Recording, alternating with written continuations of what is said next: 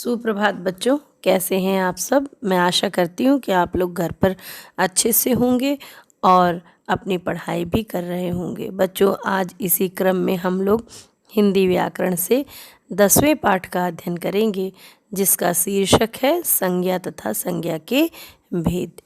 नीचे के वाक्यों में रंगीन शब्दों पर ध्यान दीजिए।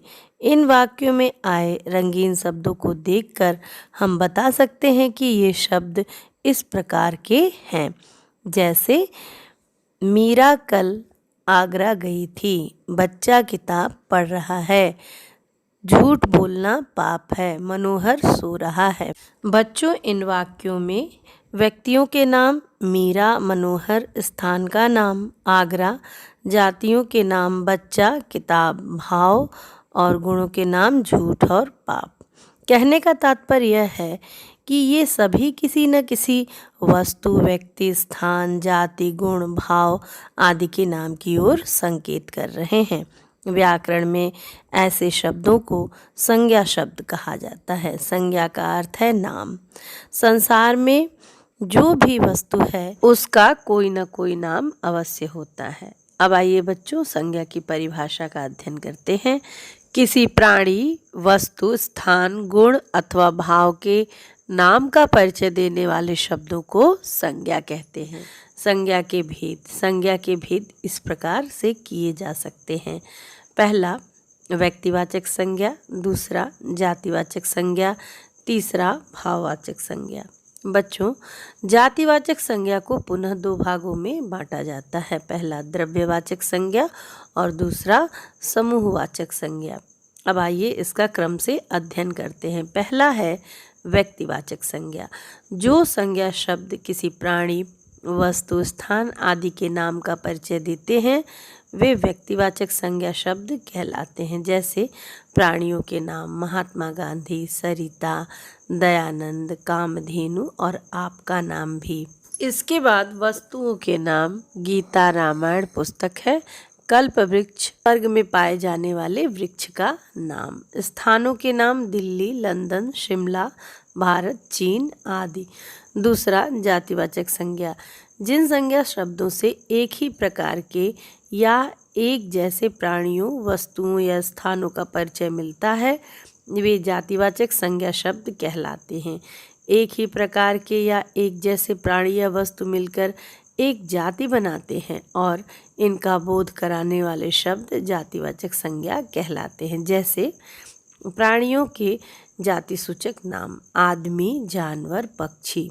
वस्तुओं के जातिसूचक नाम किताब, मसाला, चॉकलेट। स्थानों के जातिसूचक नाम शहर, गांव, पहाड़। जाति का बोध कराने वाले संज्ञा शब्दों के दो उपभेद और हो सकते हैं। द्रव्यवाचक संज्ञा, ख समूहवाचक संज्ञा। द्रव्यवाचक संज्ञा के बारे में कहा गया है कि द्रव्य वे पदार्थ हैं जिनसे तरह तरह की वस्तुएं बनाई जाती हैं, जैसे लोहा, लकड़ी, सोना, चांदी, ऊन आदि। इन द्रव्यों या पदार्थों के नाम का परिचय देने वाले शब्द द्रव्यवाचक संज्ञा शब्द कहे जाते हैं, जैसे मिट्टी, अनाज, कोयला, प्लास्टिक आदि। ख समूहवाचक संज्ञा। समूह या समुदाय का बोध कराने वाले शब्द समूहवाचक संज्ञा शब्द कहलाते हैं, जैसे सभा, कक्षा, दरबार, परिवार, सेना, भीड़, टीम, दल आदि। तीसरा भाववाचक संज्ञा।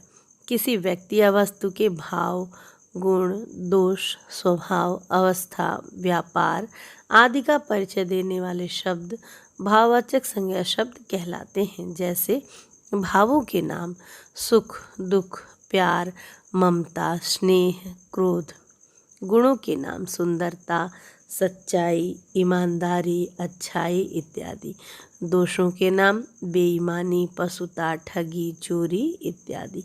अवस्था के नाम बुढ़ापा, बचपन, लड़कपन, यौवन आदि। अब आइए बच्चों, भाववाचक संज्ञा शब्दों की रचना करना सीखते हैं।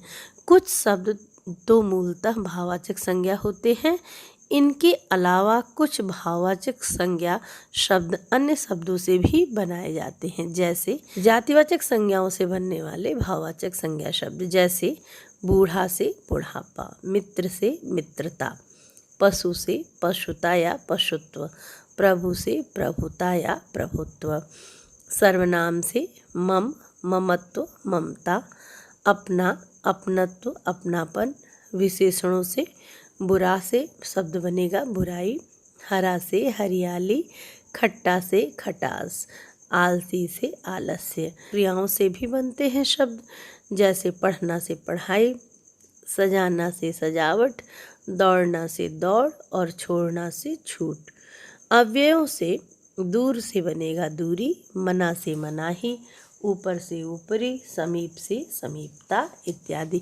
बच्चों, इसके अलावा भी और भी शब्द दिए हुए हैं आपकी पुस्तक में, उनको आप ध्यान से पढ़िए और देखिए कि कैसे जातिवाचक संज्ञाओं से भाववाचक संज्ञा शब्द बनते हैं। बच्चों, आपने इस पाठ में क्या क्या सीखा, अब आइए इसका अध्ययन करते हैं। आपने सीखा किसी प्राणी, वस्तु, स्थान, अवस्था, गुण, दोष, भाव आदि के नाम का बोध कराने वाले शब्द संज्ञा कहलाते हैं। दूसरा, संज्ञा के मुख्यतः 3 भेद हैं, व्यक्तिवाचक, जातिवाचक एवं भाववाचक संज्ञा। तीसरा, जातिवाचक संज्ञा के 2 उपभेद किए जाते हैं, द्रव्यवाचक एवं समूहवाचक संज्ञा। चौथा, कुछ संज्ञा शब्द तो मूलतः भाववाचक संज्ञा होते ही हैं, पर अधिकतर भाववाचक संज्ञा शब्द अन्य वर्गों के शब्दों से बनाए जाते हैं। तो बच्चों, अभी आप लोगों ने इस पाठ का अध्ययन किया, आप भी इस पाठ को एक बार फिर से ध्यानपूर्वक पढ़िए और याद कीजिए।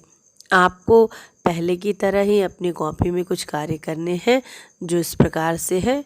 आपको अभ्यास अंश से प्रश्न संख्या 1 और 2 अपनी कॉपी में लिखकर याद करना है। धन्यवाद बच्चों, आपका दिन मंगलमय हो।